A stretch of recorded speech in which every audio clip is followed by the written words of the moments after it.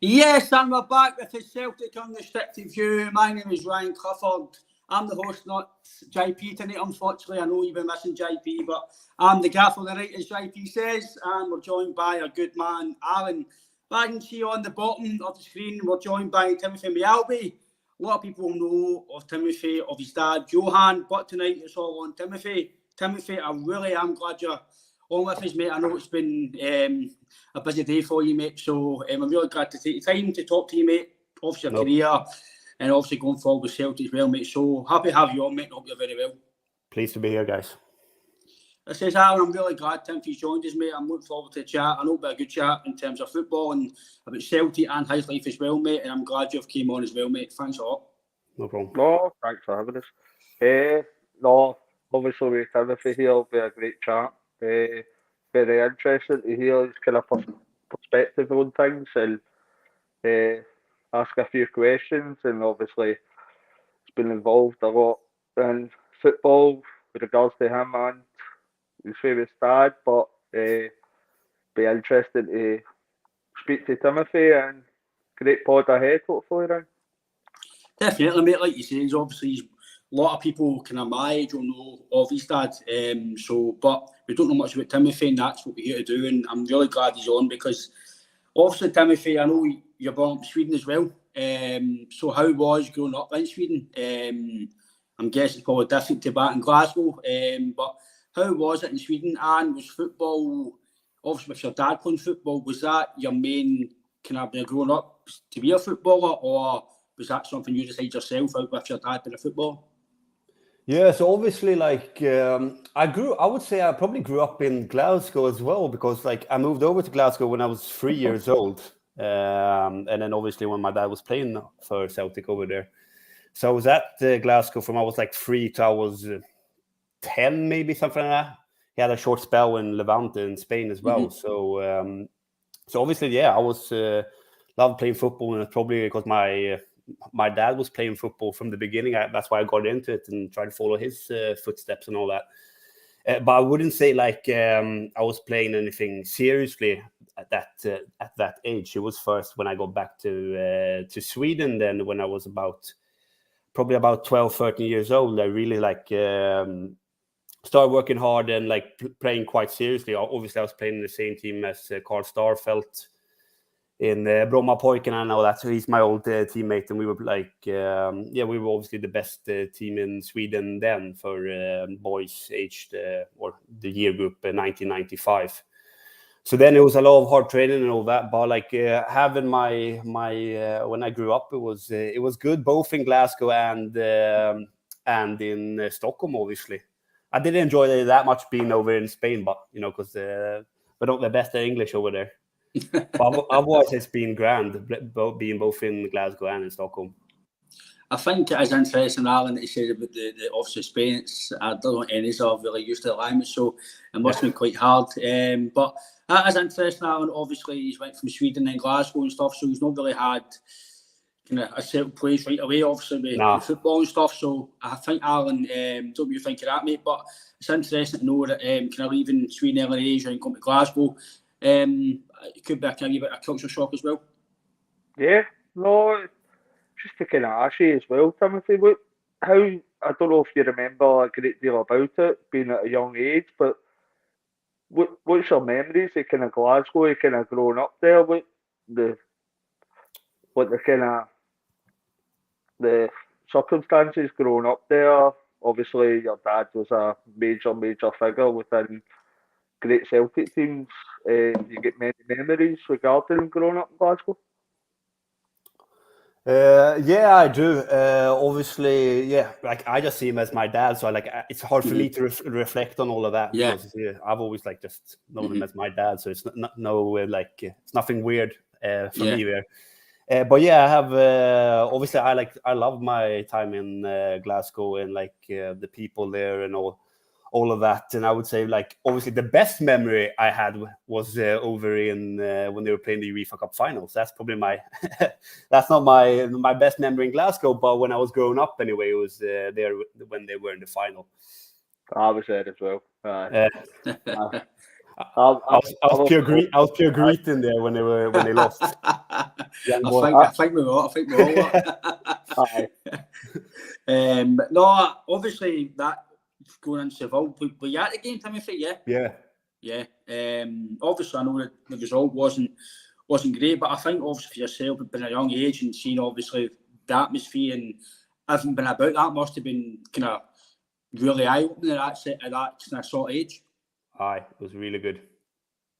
Because I'm guessing as well, just everything, the atmosphere, and obviously as well with your dad playing in the game as well, that must have heightened the kind of tensions more. I'm got to see my dad playing a final, and obviously as well, just being part of the Celtic fan group, I'm guessing that must have been amazing, just being part of the full thing, really. It was amazing. But like, sorry, go on you. No, we're fine. No, it was amazing, but like, I remembered another memory now. Like, obviously, when I was that young, it wasn't that interesting with football. I thought like I liked to play it, but it wasn't that fun, watching it. But then I remember, like, I was always at the Celtic players or the family. They had like a creche, it was called. So it was me and Jordan Larson, was playing football. And the best thing after the games, we always were allowed to go out. We played 1v1 on the Celtic Park, after the games and all that. So that was probably like the most fun. I wasn't that interested in the games then. Like I like playing football, but it wasn't like watching my dad. It was obviously it was a good time and all that. But like I think the most fun was around it. I think Alan as well. I've been a young lad, and obviously we go to the games, and I'm lucky myself. I played Celtic Park once when I played Boys Club, and that'd be amazing. But guys, Timothy, Jordan, maybe to do that every home game. that must have been brilliant, Alan, to do that at a young age, and obviously it's in front of a crowd. But you can maybe get the sense, Alan, that playing in front of Celtic Park as a youngster. Imagine doing this kind of like full time. Imagine doing this as kind of like as your job. I think that, Alan, must be some experience. Aye. No, I don't know if Timothy will agree with me, but I don't think at that time he's probably realised how massive him kind of playing getting out and kind of playing with a ball in Celtic Park was. Like he's realising that he didn't kind of like football as much as he did previously and does now, but that to go out after a game and kind of play in that kind of stadium, that's something we kind of dream of kids. That's absolutely incredible. But I remember coming in for school one day, my dad says, "Oh, we'll sign this guy for Sweden." He says he looks like a Terminator. And that was Timothy's good dad, and we're looking at him getting interviewed on STV, and we didn't know how much of a massive kind of input that Timothy's dad would have in the club. We remembered kind of for years and years to come. So for Timothy to kind of look back and see, for him to go after a Celtic game to kind of play on that park, that's something that only most days we dream of. So you've done all right there, Timothy. Obviously, you mentioned as well Jordan Larson. I'm guessing was your dad and Henrik quite close in the sense that kind of maybe after games, kind of family time, be quite involved with Jordan quite a lot then? Yeah, when I was younger, we were I would say we were very close anyway. But obviously, then when we moved away, we were out there visiting a couple of times as well. But now he used to live in Helsingborg, and I lived in Stockholm, obviously, or I live in Stockholm, so that's like a 6-hour drive or something like that. So after that, we follow each other on Instagram and all that, but we don't have that much contact. Yeah.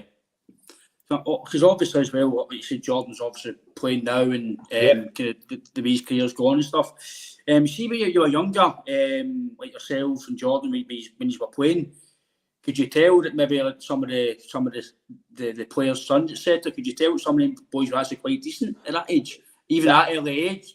I only remember Jordan, to be honest, but Jordan was always, obviously, well, he's a professional football player now. He was always a good player, but he was 2 years younger than me as well. So I never played against him in any like here in Sweden we have state, the best players in the state play against each other and all that. So we never played against each other there. when we were older anyway.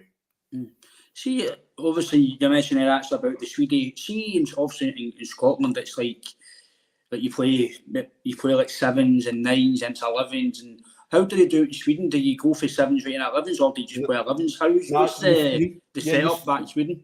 Yeah, in Sweden, you start with fives, obviously, and then you go to sevens. And when like my dad grew up, you were playing sevens and then 11s. But now we have nines as well. Well, we just had it when I started growing up.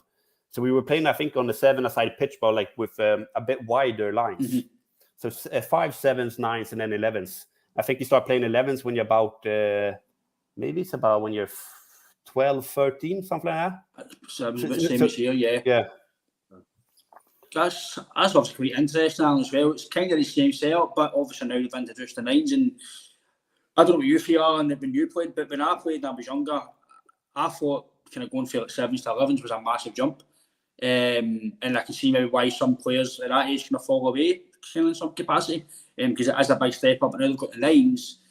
It's a gradual build up, but I think going for 7s, unless you're really probably excelling at that age, to then go to 11s right away, it is obviously more physical and more demanding. But I don't know what you think of that, Alan, but I do think, obviously, like as Tim says now, the nines is involved. I think it is a better kind of step up to helping guys play football and kind of get better. No, you're spot on. I definitely think at that age we should be looking at any kind of football that could kind of enhance the boys coming through. That step between kind of 7 and 11, it could be bridged with the 9-a-sides. And it could kind of bring a lot of players on that could have been missed. There could be a lot of players there that have kind of missed out between the 7 and 11 stage that could have come on and been great players. So I think anything like that, any steps like that could be made, can only improve our game over here and kind of football as a whole, especially kind of worldwide as well. Any steps like that to implement kind of players growing, it should be looked at, because there's lots of leagues. Obviously, it's good with ourselves. You look at kind of Dutch leagues, German, Spanish, like the Barcelona academy that's been kind of famous for producing great players. So there must be like different stages or different aspects of the training that they're doing that we're missing out on. So anything at all, I think would be productive for our game, especially because I think you've noticed the last kind of few years there's no that many kind of homegrown players coming through and kind of excelling. So as Timothy's saying, if that is that they're stepping up to 79 aside instead of going for 7 straight to 11, then I think anything like that could be beneficial. No, definitely. Cause I do think, obviously, in Scotland, I think in terms of the young kind of academy, what's that like in Sweden, Timothy, like in terms of the academies? Are they giving up? Obviously, at Celtic, I don't feel there's a massive pathway for Celtic young players. I think you've got to be, in terms of this modern day generation, I think you need to be really exceptional to get in. You should probably mention guys like Kieran Tierney. I think we've got to be that up to get into the Celtic team. But back in Sweden, how did they get a chance? If you're really that good at 16, 15, 17, do you get a chance to go and play with the first team? Or is it somewhat Celtic, they try and maybe get you loan or put in the bench and build you up? How's that the full kind of for youth up to the kind of first team? Yeah, I would probably say it's easier to get into the first team over in Sweden than Celtic, obviously, because Celtic are much better and much bigger club. But no, I would probably say if you are good enough and you are young, you do get a shot in playing in the first team in Allsvenskan or Superettan. Allsvenskan is the highest league, and then you have Superettan, which is the second highest league. So there's nothing holding you back here, I would say. Is there, Timothy, is there a reserve league or a B league in Sweden? Yeah. Because on the pod we've had a lot of discussions. Our B league, there's quite a big gulf in quality between the first team, the B side league, and we're finding that it's quite difficult for players to kind of grow within the B League compared to getting into the first side. Is there a better quality kind of reserve or B League league in the Swedish league? Yeah, so obviously here in Sweden we have we used to have reserve leagues, but now we could just call it under 21. So you have under 21s Allsvenskan, which are obviously like the best teams, Malmö, AIK Stockholm, and all of them play. And then you have U21 Superettan, which is the clubs in the second highest league. So like the games you're playing are determined on how good the first team is. And then usually it's just made up of under 19 players, and then you have a couple of first team players are in. Obviously, if they're under 21, no problem. People need game time. But then I think you're allowed like 3 or 4 players from the first team who are over the age of 21. But obviously, it's usually quite like it's not a big of a challenge. It's not that serious. Like nobody, when you're playing for a first team, you always have to win. The points matter and all that. There's more, just to get your fitness in and all that. So it's a big difference, I would say. So because I was playing for the under 21s in Sirius, who are in the highest league now, but then they were in Superettan. So I was in the first team there, but I wasn't getting that much of a game time. So obviously, like my dad recommended me going a step down when I think I was probably like 16, 17, because you need to get games and you need to play men's football. It's a big difference. Going from like boys and under 19s and under 21s, doesn't matter how good you are, to playing first team. Like you're playing with experienced players, even if they're not as like good on the ball as you, they know where to stand, they can read the game and all that. They have much more experience. So then I would probably say it's obviously better going out on loan or something like that if they want to keep you. Yeah, I think that's what's happening with a lot of our kind of, I don't know if Ryan agrees, a lot of our kind of B-side players, they're finding they're going out loan so that they've got kind of competition, but there's that much gulf between our B League and our top side. So we're finding a lot of the players are going out loan to get the competition that's needed to take that step up. So it was just to ask if that was kind of similar in Sweden, because we are seeing that as a kind of issue for progressing more youth and the players we've got on the B side. Well, for me, I think I don't know what you think, Timothy, but you can see the teams like Chelsea and the Premier League and stuff, and they tend to, if they send you out to like a friendly team or maybe a top head championship, there's maybe a chance for you to come back. But I feel at Celtic, if you go out and loan to like a Fleetwood in League One, or you go to like Inverness in Championship, the chance you might play with Celtic, I think, kind of very minimal. Because if Celtic really fought something for you, you maybe do like a Aya or a Scales, put you at Aberdeen or Kilmarnock. Do you think I'm right in what I'm saying there, or do you think it just depends on the player themselves, how they progress and how they develop? I think it probably depends on the player, how they progress and develop. I don't really know the Celtic B side right now, but I'm thinking about like Callum McGregor. Didn't he? I think he went to League Two, something like that. It was Fleetwood Town. Not County. Yeah, exactly. Look where he is now, obviously. Yeah, that's probably a prime example in terms of players going on loan. But obviously as well, back to yourself, mate. See, you obviously mentioned your dad recommended you to maybe take a step down and go and play. When you were growing up, kind of before you kind of got to Celtic and stuff, was he out the garden helping you? Was he kind of giving you tips and hints, or was it because he was playing kind of at that level where you kind of take on yourself to kind of develop yourself, or how did it go with your dad then? Was he quite hard on you, or was he quite laid back on you? I would say a bit of both. Obviously, he was laid back, but he always told me to like follow my own way, or whatever you call it. Like if I don't want to play football, I don't want to play football and all that. But I wanted to play football, so then he always gave me his experience, and he was training me a lot by himself and all that. We were doing extra sessions and all that. So obviously, I'm grateful for that. But yeah, he was quite hard sometimes. When I was playing in the younger teams, he was always standing on the side, like doing this to me, like I have to wake up and control the ball better and all of that. So I was always looking at him, see what he was doing. To be fair, that's probably the same as me. I know my dad, I wasn't kind of full time, but when I was at the side of the park, see my dad playing, used to shout the ball, I used to kind of try and play better because my dad was at the side of the park. Yeah. So I'd imagine when Timothy been at Celtic or that level and seen his dad there. That must have been quite a. It's different for me playing amateur or playing junior than that is at that level. But like you say, that like you say, sometimes experience that must have been a good experience for yourself, knowing the level he was at, and then obviously he is your dad, but the fact that he's given you that kind of information as well, it's only going to help you as well as a young kid. Yeah, exactly. But see, when did you actually get to? Was it your dad came to Celtic as assistant? Is that when you went in the youth system? Is that how it all came about? Yeah, exactly. So obviously I was playing at a quite high level in Sweden anyway, because I was probably about 13, and then here in Sweden or in Stockholm we played something called the Sanktan, which was like sponsored by the Swedish tabloid here, the biggest tabloid.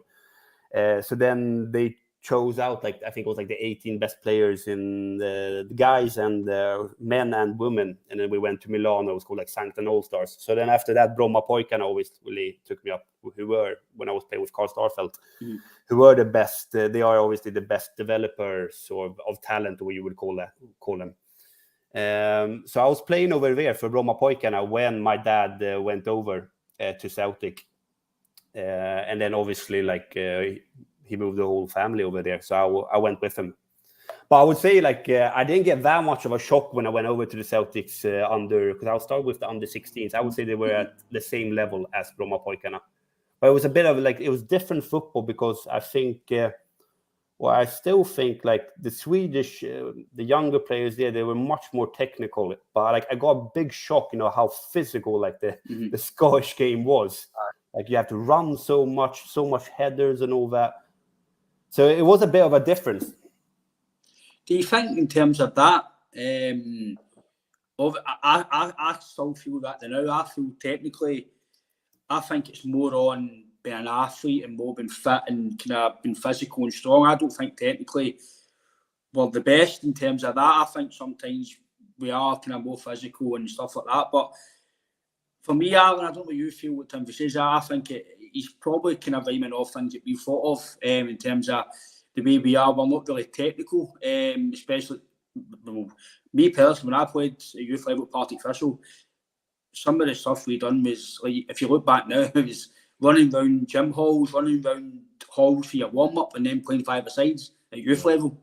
And I guarantee when you go to Spain, Sweden, Scandinavian countries, it would probably all technical stuff and ball drills with the ball to your feet, all different stuff like that. But back here, Ireland and Glasgow, maybe not now because football's moved on.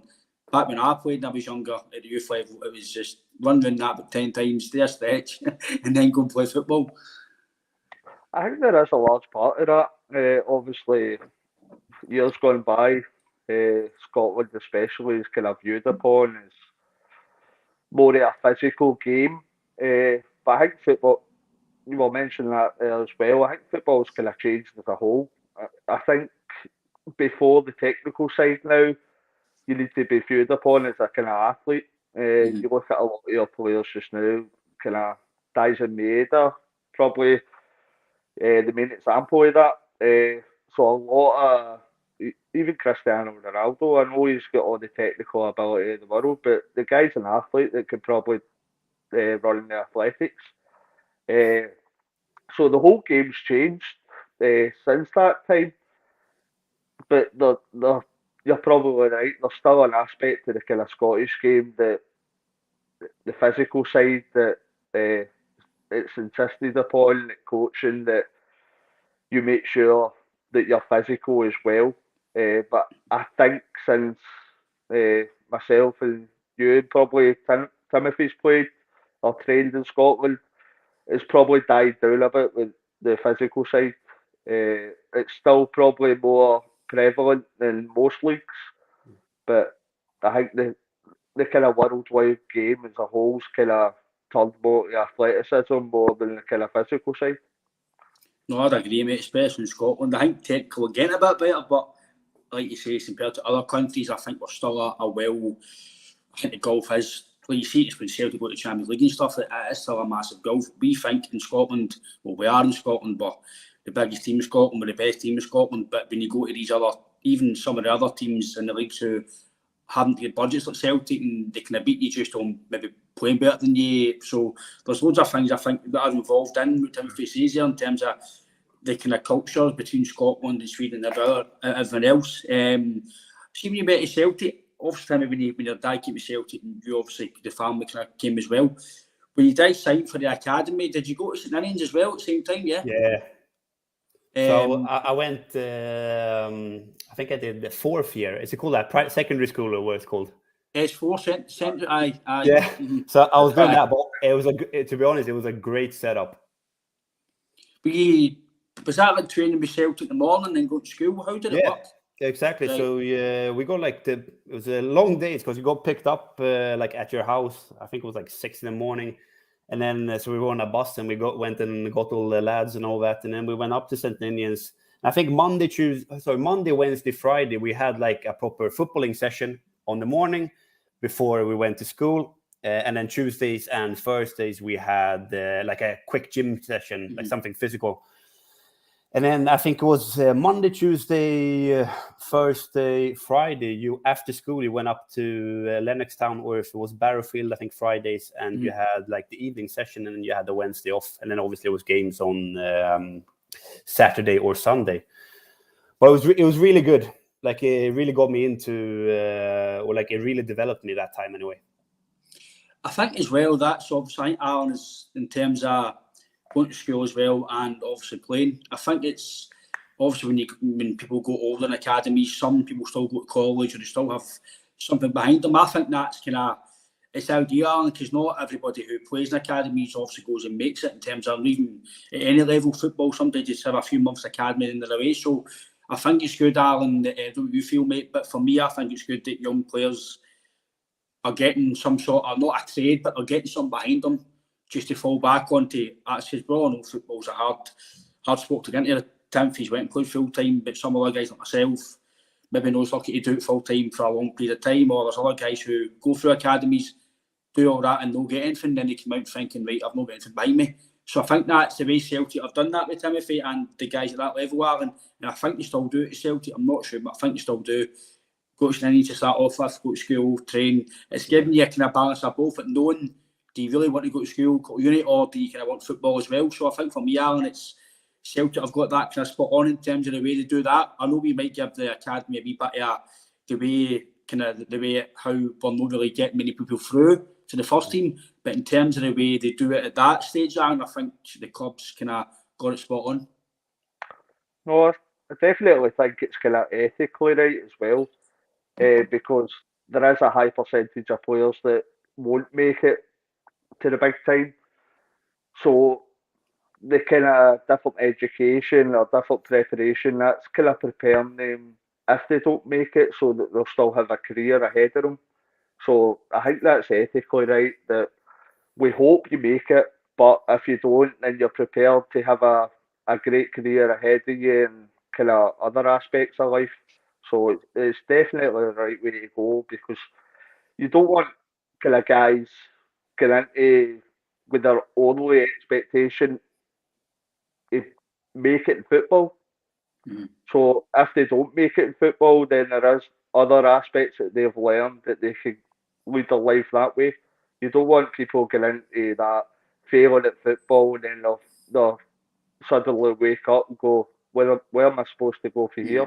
I think obviously Timothy's had a bit of kind of bad luck with injury, but he's got a fantastic career at present, so he's kind of proof of that learning above and beyond the kind of football aspect here, that you can go on and have a great career even if you don't kind of make that top level.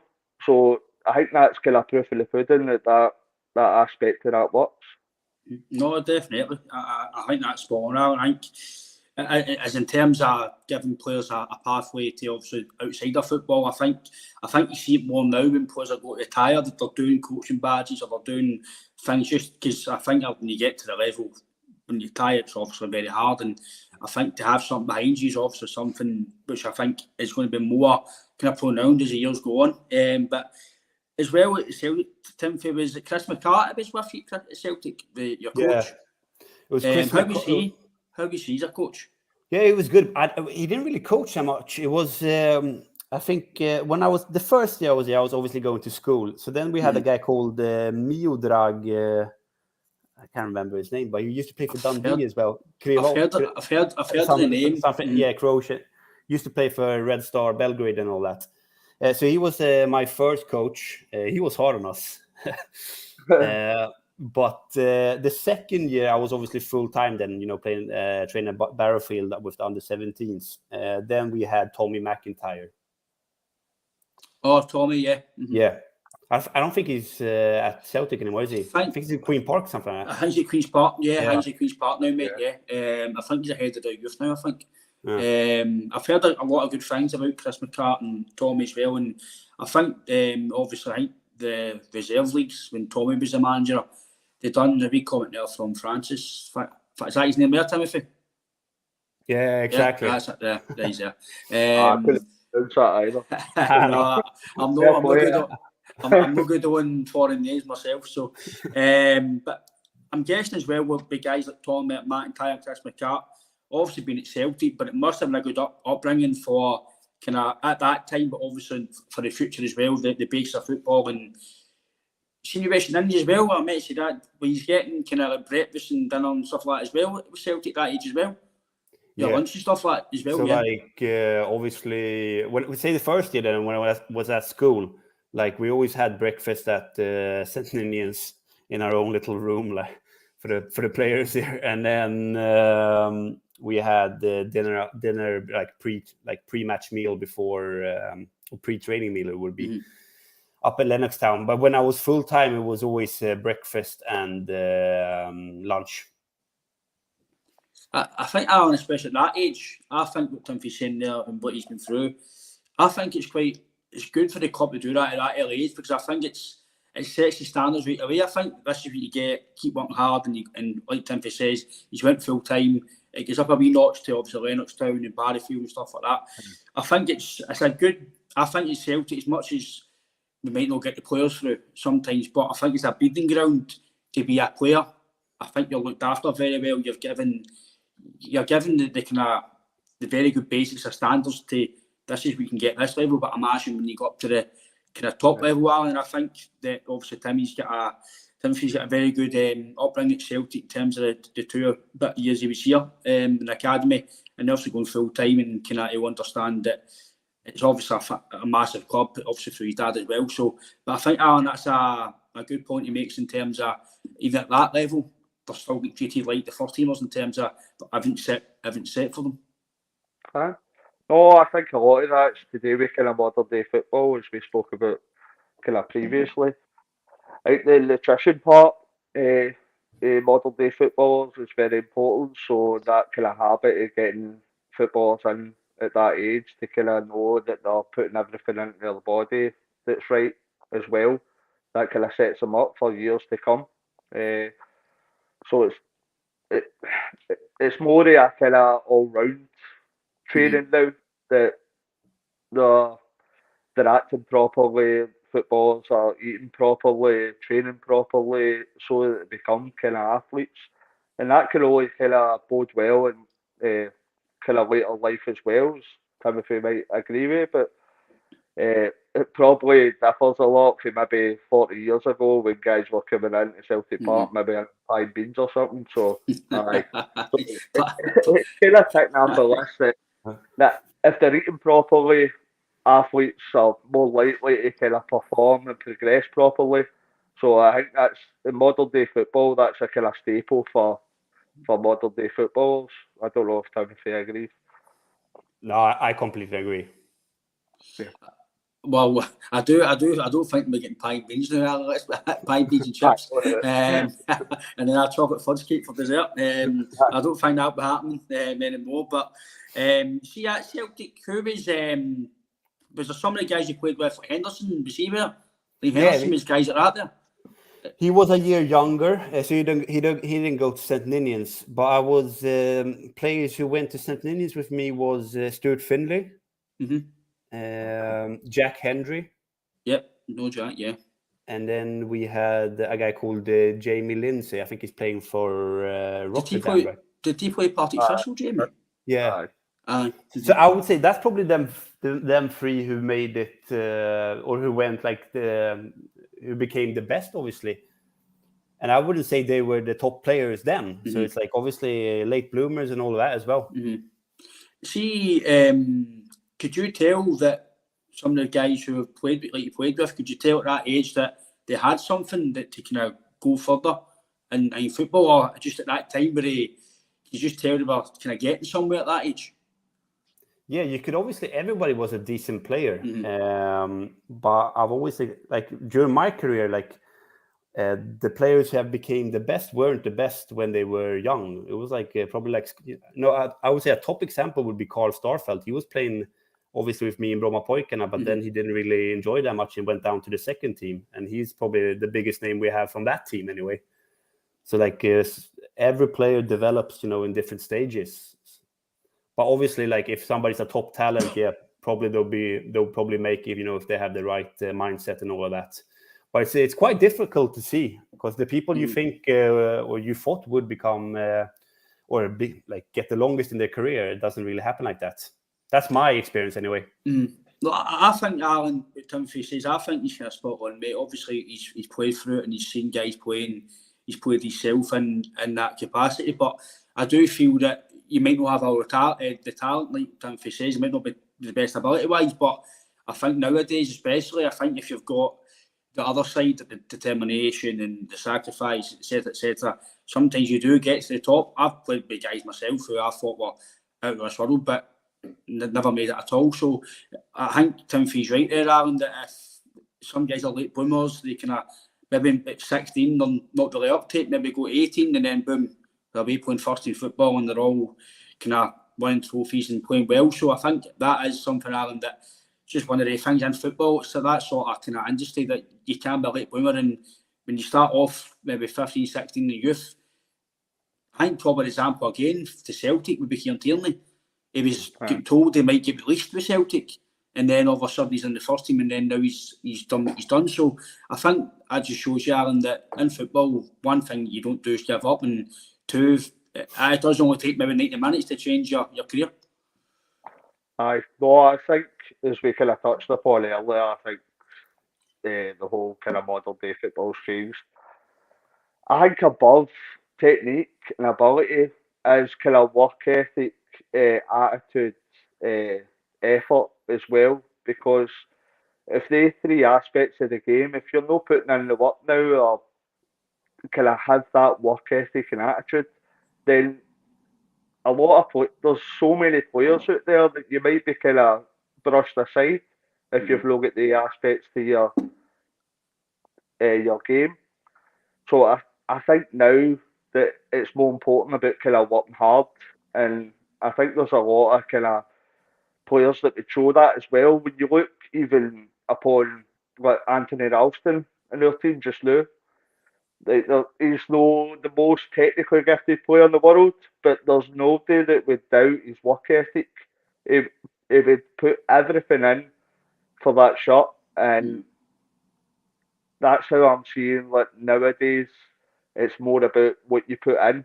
But if you've got the correct attitude in football, then there's a lot of times that you can make it. But obviously, being technically gifted, like kind of Messi or such, that goes out without saying.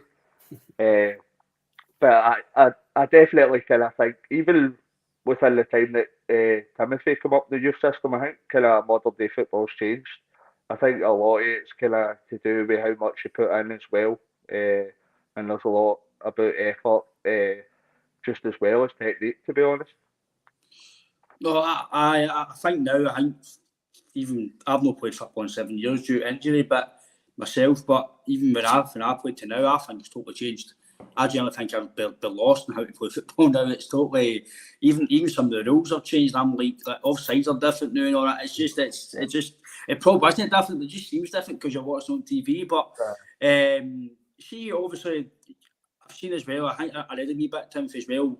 See, at Leonardstown, how good is, for a youth player and yourself, is the facilities? Even I know Barryfield, I think now it's been done up eventually, but obviously it's not great. Barryfield, I've obviously seen it, but Barryfield and then Lennoxtown. Is it a really good kind of upbringing, the facilities? Did you got everything as a youth player to then go and kind of make your way in the game? Yeah, it's to be honest, it's unreal, the facilities up there, and I think you get a bit spoiled as well, because like I was down, like obviously when I went back to Sweden, and even if you're playing for good clubs over here, it's like it's such a big difference. And then I was at trial down a couple championship clubs for like the under 18s there.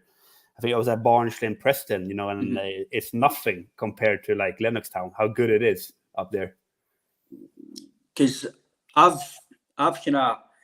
always wanted to go and do the tour. No, obviously I get a tour, but I like to see it because I've only seen it from. I've went down like mountain climb stuff, and you've seen it, and it just looks. The parks look amazing. Like you say, it must be for a youth player. It must be amazing to actually get that kind of upbringing, because, like you say, Timothy, when you go to some other clubs, you don't really get that, even like big clubs. No. Do you feel that's maybe something Celtic have got an advantage of the fact that they do put a lot of effort and kind of money in to make sure the youth get the best kind of set up, the best upbringing, the best coaches, or they try and get the best coach and to give every single player the best chance of making it as possible? Yeah, I agree. Obviously, it's not a necessity, but it obviously helps develop players, and I think they've went in the right path there anyway. Well, like you said, obviously you left Celtic, then went and tried a few clubs, and then did you go to Sweden after that? Yeah. Yeah, exactly. Was that a wee bit again? You've went to Lennoxtown, and then you've seen other clubs, how they work and how the facilities are. Is it a wee bit a shock even at that age? I just went from basically getting pampered, and then it's like gone for like maybe, I don't know, like Newton Mearns to like Paisley. Yeah. Do you know what I mean? Was it a massive kind of culture shock? Obviously, I've came to Sweden and to Celtic, but did you feel a bit of a difference going for the facilities and that upbringing and maybe the coaching to then kind of day teams? Yeah, it was a very big shock, but I would probably say like the biggest shock was like not being full time anymore. Like obviously when I went back to Sweden, I was full time at it was a club called Sirius. Now they're in the highest league, but then they were in the second highest. But like it was like the training facilities and all that. It was so different. But like, and like the medical facilities and all that, you know, it's such a big difference between like the clubs there. Because it was like you know, if you got injured, maybe you didn't have a physio there, even like in the second highest league over in Sweden.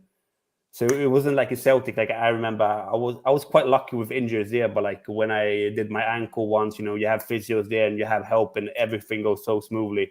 But you know, like in Sweden, you have to go through the normal healthcare system and all that. All right. So all of that was quite. Helped your career, Timothy, if you'd stayed at Celtic, the kind of medical aspect to it?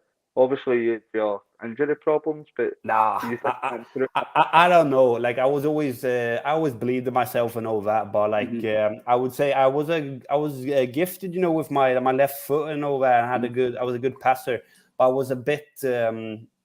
I don't really know the English word, but like in Sweden we call it temposvag. It's like you know, when you have to change directions and tempos and all of that. Yeah. So I was probably lacking a bit of that. But you never know. Like I didn't think many of my friends growing up would be playing professional football over here in Sweden, and they are. So it's hard to say. How hard were the 2 year injuries when that came about? How hard was that to deal with? Yeah, it was really hard, to be honest. Like because the bad, or like the worst thing was, because I'm still in pain right now, because like I had 6 surgeries. So it was like my first year, I went down to the 3rd tier in Sweden. And then they say you are full time, but you need like you don't know how much money, so you need a job on the side. But like one good year there in Sweden, because I was starting all my games. One good year in Sweden there, you'll probably be playing maybe Superettan, Allsvenskan. Then you'll be making a career of it, like a proper career. So I was playing all my games there, and I broke my foot after 3 games in. I'd be starting the first 3 games, and then obviously I was rehabbing the whole year, and then I got like from nowhere I got pain in my left knee, almost like at the meniscus, so you call it. Yeah.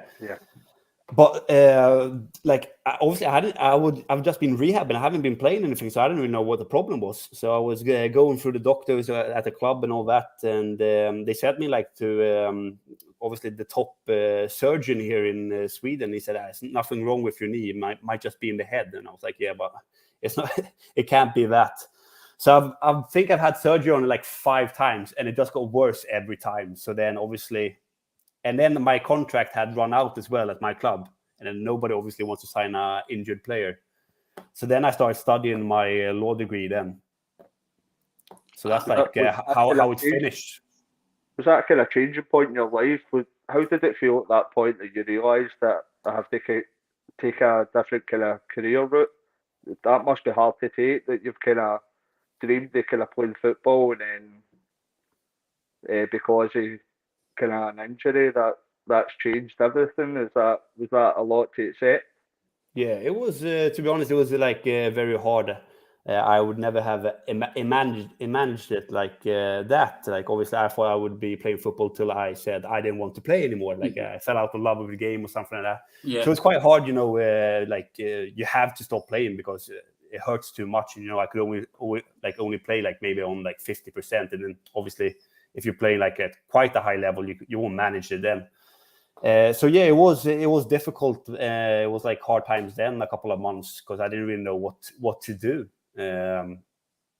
But yeah, you have to get over it. Like it's like every setback in life, you can't just like dwell on it. So that's like how I tackle that, to be honest. Yeah.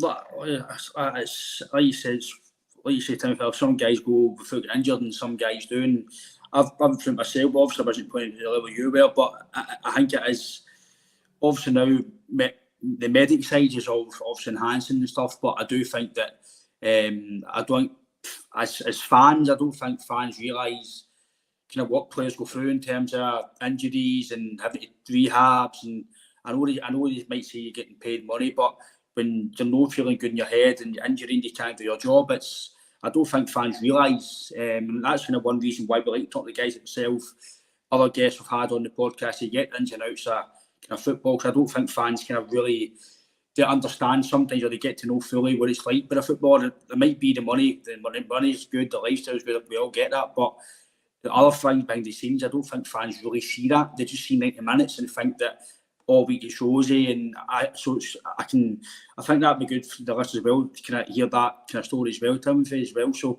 but see Celtic as well, you said you were full time. How was when full time as a footballer? Like, is your daily life at Celtic, was it get up, go to training? How was your kind of schedule as a full time player? Yeah, as a full-time player, because then I think it was us and I was obviously with the under 17s then, like in my second year, you know, because they have under 16s and under 17s. So like the under 17s, we were playing we were training with the under 19s at Barrowfield, because then I think the reserves were with the first team at Lennoxtown. Yeah. So yeah, every morning, you know, just going to training. It was good because like you only had to football was the only thing on your mind. So like it was. You could just concentrate on that. So it was always like a morning session, football hard session, and then you had lunch over at Celtic Park, and then it was usually a gym session after that. And then maybe you were home at 3 o'clock or something like that, and you know you could rest up to the day after that. So it was good, and it gives you obviously being full time, it gives you time to rest and time to just concentrate and really being the best football player you can be. Mm-hmm. I think, Alan, that's quite a good point he makes, that when you're full time, all we think about is football and getting better. And I think as well, again, fans would be like as well, yes, you're maybe getting home at 3 o'clock or 4 o'clock, and yeah, you're getting paid, and some people might go, it's a hobby, but it's not a hobby, it's a job. But when you're full time, that's your job. And that's what I've said to you, Alan. I think I said before we come on, Alan, that even if you do get injured, I don't know if people realise that if I'm playing football, when I played, I had a job. I played football as a hobby, basically. I wasn't paid for it. But when I lose my injury to football, I've still got a job. But guys like Timothy who played football, who footballers are now, that's their job. So they can't do their job. Their body's to play football. So I don't think, Alan, that people realise that being a full-time footballer, yes, it is great, that side of it, but when you do get a bad injury or you have to go through that side of it, I don't think they realise how kind of hard it can be. No, especially at that age, I don't know if Timothy will agree, but these guys are probably putting that shift in the morning to afternoon, they're probably putting every ounce of energy they've got in. So when Timothy says kind of recovering, so their body's probably aching so that they can get to a higher fitness level. So the part that they're putting everything in their body and in their mind, and the mind's probably more important, that they're putting everything in their mind that I'm going to make this, I'm going to make this, I'm going to become a better player and make it in the first team. So injuries like that and a setback, that can only kind of, the mind boggles at how harsh that could be, thinking about that. Will I be able to do this? Is this injury going to be so bad? How can I get back to full fitness? How can I recover? So I think the mental kind of side of that as well, it's going to affect your kind of mental well-being. That your body's telling you that you can't do something that you ache to do, you want to do that. So it must have a kind of huge toll in your mental health that your body's stopping you from doing that. Again, I think you're spot on, mate, in terms of as well, I don't think people realise how hard it is for footballers when that does happen. Again, money is high, but if you're not your health, it doesn't matter. So I told I kind of work side, aye. So it's a similar effect, though, to quite a degree, but it does have a massive effect on your kind of mental health that your body's telling you one thing and your mind's telling you a separate thing. So it must be hard to kind of deal with. And also, being back to Sweden, Timothy, is that obviously an injury, and then now you're obviously doing kind of your career in law. Is that really what's been the kind of scene for you since kind of football? Yeah, exactly. Also, I would say I remember my contract ran out, I think, 2017 with my old club there. And then so I was working at a bank for like a year and I was like, oh my God, this is so boring. So then finally I go into the law program because it's quite hard getting, I don't know how it is in Britain, or in Scotland, but it's quite hard over here in Sweden anyway. But finally I got in and then I started studying for 4.5 years and then I graduated about 7 months ago. So working at a firm over here in Stockholm. But Brilliant. In terms of law, I don't really know about back here how hard it is. I'm not gonna lie, I'm not really clued up on that side of it. But I do know obviously to get to that side of a job, I know it must take a lot of work and exams and a lot of kind of effort into days of studying and getting through that. So again, I take it off me. That's a very good job you've got, and you've obviously worked very hard to get there. And also as well, Celtic. I do know that you do what Celtic meant. Obviously, your dad been playing with Celtic, so obviously kind of been brought into you kind of through the years and stuff. What's your thoughts on Celtic kind of the last few years? Obviously now we've got Brendan Rodgers. What's your thoughts on him? As a manager, for me, I think he's an elite manager. Don't know what you feel, mate, but I do feel that I know there's a lot of kind of people don't want to bring him back and the big kind of thing about that. But for me, I think we're only going to get maybe better eventually, I think, under him. Maybe just continuing for your jobs. It's going to be a different manager. You played football yourself, you know how different managers and different teams, it takes a while to get back into kind of maybe the flow with that. But I do feel a few more games, I do feel you see the Rodgers style kind of kick in. It's a hard one. Like the last couple of years, obviously we've been playing in the Champions League now, which is always good. Some great nights there, I remember. I think we're just going to kick on. You know, it's always hard. Like, it's quite hard for me because, like, I always I can't watch all the games over here, and obviously because my job and all that. Mm-hmm. But like, I'm always watching the games that are televised on TV here in Sweden, and then the Champions League. You know, but it's like I can't really like compare the team, like the Angie's team. Oh my God, like they won everything. You know, they had I don't know if you guys agree, but they still had a hard time in Europe, and I think we're gonna have a hard time this year as well, to be honest, in Europe. But we're gonna win the league. That's the most important thing, isn't it? Aye. For me again, I don't want to kind of go But I do believe, I don't want to go and say we'll do this, but I do agree with you. I do think the way we've started in terms of, we've not really started yet, we're 4 points clear. I don't really see, in my opinion, Timothy, I don't see Rangers improving much, and I think that's got worse than last year, to be honest with you. But I'm a big on the European side, and I don't feel, I think the team domestically is fine. I think the manager and the team will be happily win the league no ball in sense of that, but I do feel Europe will still get a bit of catching to do if that's. Do you feel that is it an investment that needs more time, or do you just think it's? For me, I just think it's just the Scottish culture. Just Celtic is just. We've never really done amazing Europe. We've had different players, different managers, and it's not changed. What do you think? Is it mentality? Is it just because we just can't? Is it because we're playing against the disrespect? But Ross County, St Mirren, Motherwell, and then we're going right, boom, Barcelona, boom, Bayern Munich.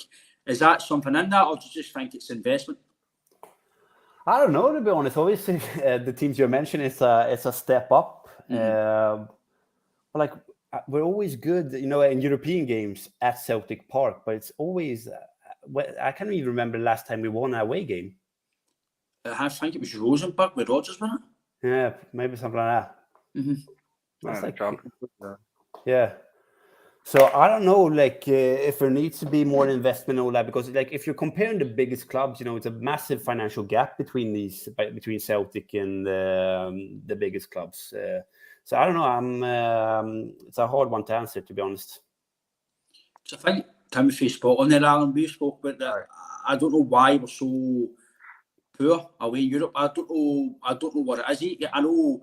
When Timothy's dad played, Johan, well, Neil, and we're good in Europe sometimes, but sometimes we even get beat off teams who maybe were lesser than Celtic, like even with Neil Lennon, Copenhagen, Cluj, we've got beat off teams who Celtic should be beaten in terms if you look at the budget and stuff like that. So what do you feel, Alan? Do you agree with Timothy? I agree with Timothy in terms of I think investment could be something. If we come to us from Stephen, actually Timothy says, was it not Anderlecht 3-0? That could be a good shout.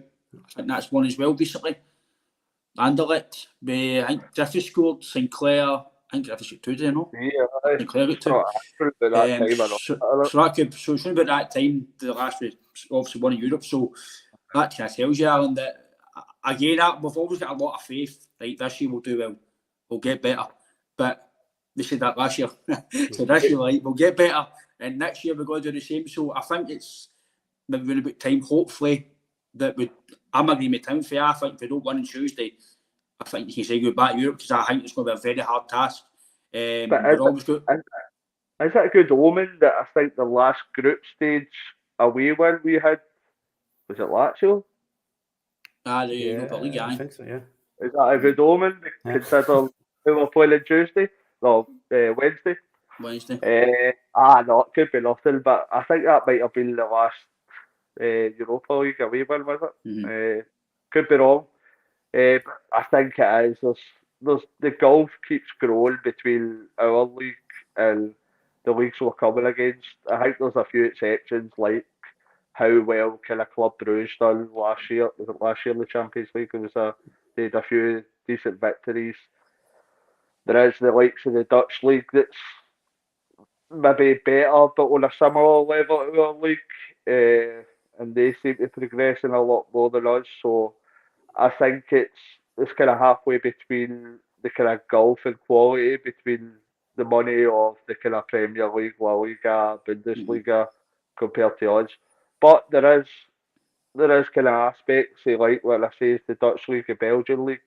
If there is the correct kind of money put in, then there is these teams that can kind of defy the odds and get decent wins and draws under their belt. So we need to kind of try and implement that and try and push beyond our means. But I agree with yourself as well. The board, I think we've touched on it a number of times in the last few weeks. I think the board could have done a bit more ambitious to kind of push that wee bit further. But there still is a massive gulf between us and the kind of the bigger leagues out there and some of the teams that we're going to be coming up against, to be honest. I think it just shows you as well that, but obviously, don't always watch the team across the water, but the game against PSV annihilated them. Then we played the champions of Holland, and I'll be honest, I was quite disappointed in fans. I thought we were a lot better than that. Maybe we just caught me on a bad night. I know we lost the game, but there was obviously certain circumstances how that happened. But obviously as well, talking about big players and big games, Hatate's Timothy, he's got a new deal now, 5-year deal actually, which is quite a long-term deal. What's your thoughts on him as a player? A lot of fans are starting to really think he's maybe the best player in Scotland.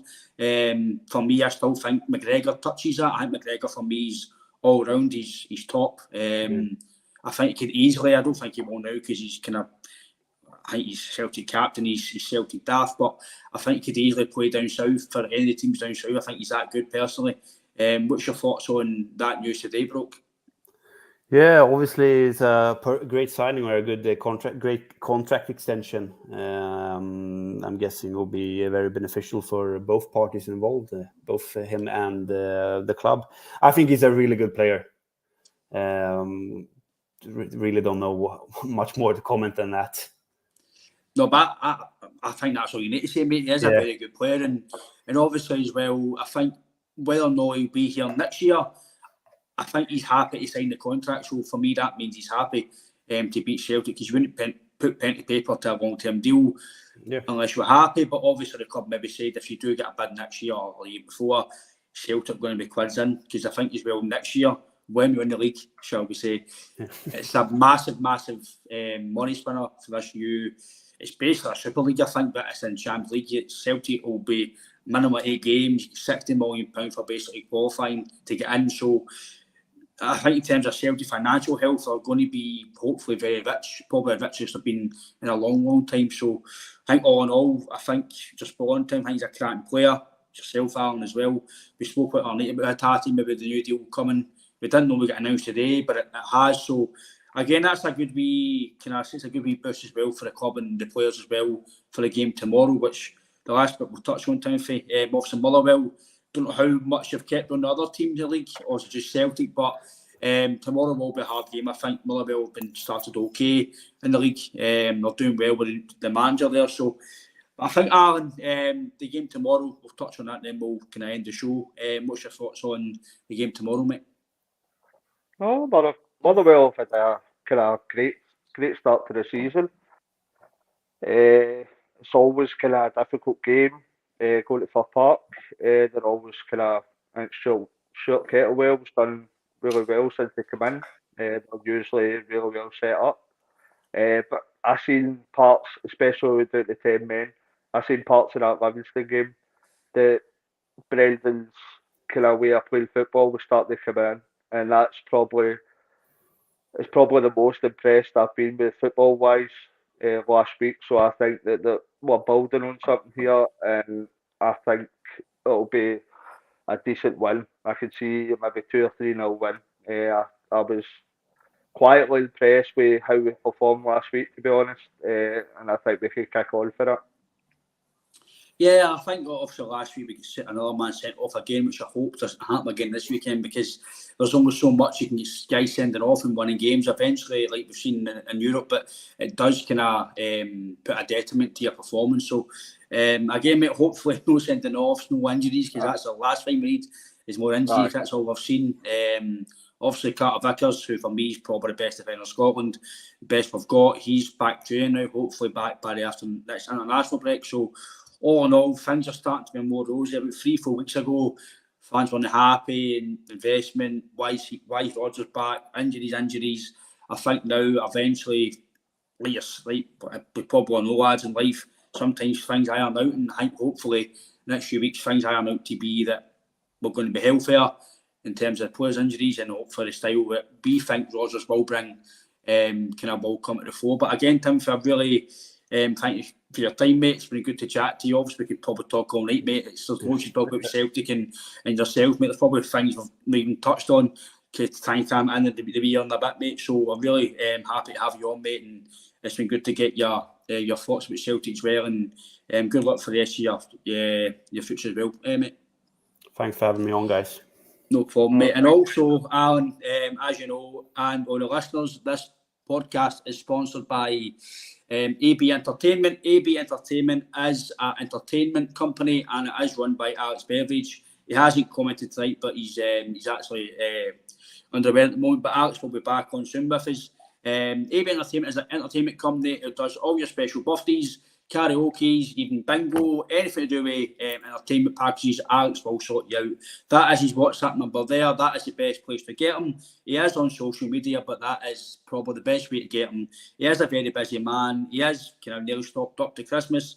So if you do want entertainment packages, Alex is your man. If you do mention the podcast, I'm sure Alex will sort you out for a wee deal as well, and half of the podcast as well. So that is our sponsor. But again, Timothy, thanks for joining us. Alan, thanks again, mate, and I will see you all soon. Hail. Cheers.